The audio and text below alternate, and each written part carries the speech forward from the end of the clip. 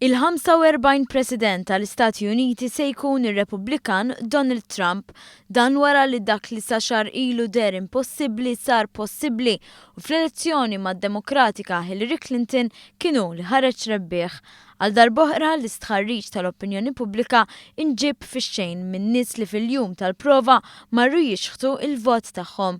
Nies li kellhom messaġġi waslu biex Trump rebaħ postijiet strateġiċi magħrufa bħala swing states bħal Florida, Ohio u Pennsylvania. Kien għall-ħabta tas-7:09 ta' filgħodu ħin Ewropew li bdiet issir iktar ċara li l-President il-ġdid tal-Istati Uniti se jkun Donald Trump, dan wara li fis-sigħat ta' qabel it-taqtija dehret ras imb'ras għalkemm kien hemm ukoll xi mumenti fejn wieħed speċjalment il-medja li appoġġjat lil Clinton ma rriditx tammetti li dak li ġie minn barra d-dinja politika kien se jirbaħ il-jett li minn Jannar ikollu l-iktar uffiċċju importanti f'Washington. Mal-mument li kien ċar li Donald Trump kien se jirnexxielu jaqbeż in-numru maġiku ta' 270 vot, il-kandidata tad-Demokratiċi ammettit it-telfa b'telefonata. Eventwalment ġab 278 vot.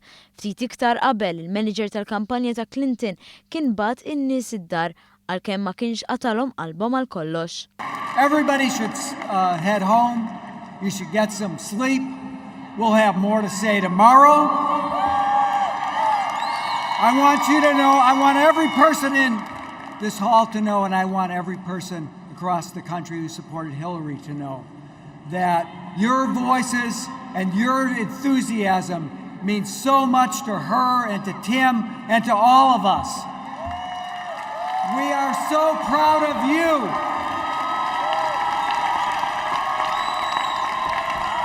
And we are so proud of her. She's done an amazing job and she is not done yet.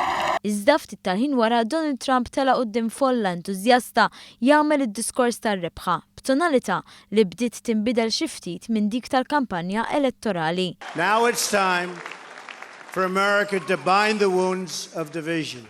Have to get together. To all Republicans and Democrats and independents across this nation, I say it is time for us to come together as one united people. Il-President elett qal lill-partitarji li se jkun il-President tan-nazzjon kollu u appella lil dawk li ma jaqblux miegħu biex jersqu l-quddiem u jaħdmu flimkien. Working together, we will begin the urgent task of rebuilding our nation and renewing the American dream.